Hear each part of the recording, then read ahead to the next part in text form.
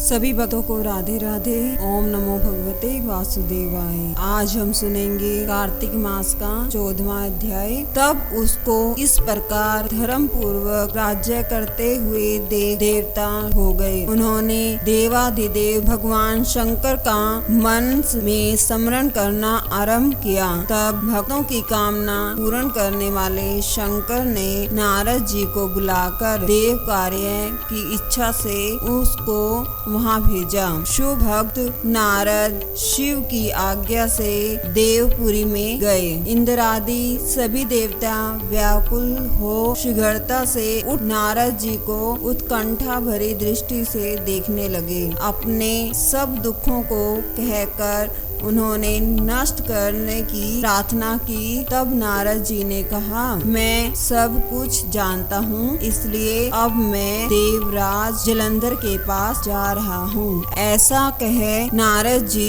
देवताओं को आश्वासित कर जलंधर की सभा में आए। जलंधर ने नारद जी के चरणों की पूजा कर हंसते हुए कहा, हे ब्राह्मण, कहिए आप कहाँ से आ रहे हैं, यहाँ कैसे आए हैं? मेरे योग्य जो सेवा हो उसकी आज्ञा दीजिए। नारद जी प्रसन्न होकर बोले, हे महाबुद्धिमान जलंधर, तुम धन्य हो। मैं स्वेच्छा से कैलाश पर्वत पर गया था, जहाँ 10,000 योजन में कल्पवृक्ष का वन है। वहाँ मैंने सैकड़ों कामधेनुओं को विचरते हुए देखा तथा यह भी देखा कि वह चिंतामणि से प्रकाशित परम दिव्य अद्भुत और सब कुछ में है। मैंने वहाँ पार्वती जी के साथ स्थित शंकर जी को भी देखा, जो सर्वांग सुंदर गौर वरण त्रिनेत्र और मस्तक पर चंद्रमा धारण किए हुए हैं। उन्हें देखकर मुझे बड़ा आश्चर्य हुआ कि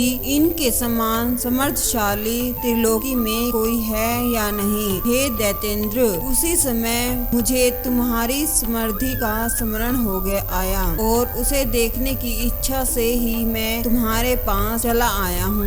यह सुन जलंधर को बड़ा हर्ष हुआ। उसने नारद जी को अपने सब समृद्धि दिखला दी। उसे देख नारद जी ने जलंधर की बड़ी प्रशंसा की और कहा कि निश्चय ही तुम त्रिलोकपति होने के योग्य थे। ब्रह्मा जी का हंस युक्त विमान तुम ले आए हो और पाताल पृथ्वी पर जितने भी रत्न हैं सब तुम्हारे ही तो हैं। ऐरावत, घोड़ा, कल्पवृक्ष और कुबेर की निधि भी तुम्हारे पास है। मणियों और रत्नों के ढेर भी तुम्हारे पास लगे हुए हैं। इससे मैं बड़ा प्रसन्न हूँ। तुम्हारे पास कोई स्त्री रत्न नहीं है, इसके बिना तुम्हारा यह सब फीका है। तुम किसी इस रत्न को ग्रहण करो। नारद जी के ऐसे वचन सुनकर दैत्यराज काम से व्याकुल हो गया। उसने नारद जी को प्रणाम कर पूछा कि ऐसी स्त्री कहाँ मिलेगी जो सब रत्नों में श्रेष्ठ हो। नारद जी ने कहा, ऐसा रत्न तो कैलाश पर्वत में योगी शंकर के पास है। उनकी सर्वांग सुंदरी पत्नी देवी पार्वती बहुत ही मनोहर है। उनके समान सुंदर मैंने किसी को नहीं देखा। उनके उस रत्न की उपमा तीनों लोकों में कहीं नहीं है। देव ऋषि उस दैत्य से ऐसा कहकर देव कार्य करने की इच्छा से आकाश मार्ग से चले गए। ओम नमो नारायण। राधे राधे।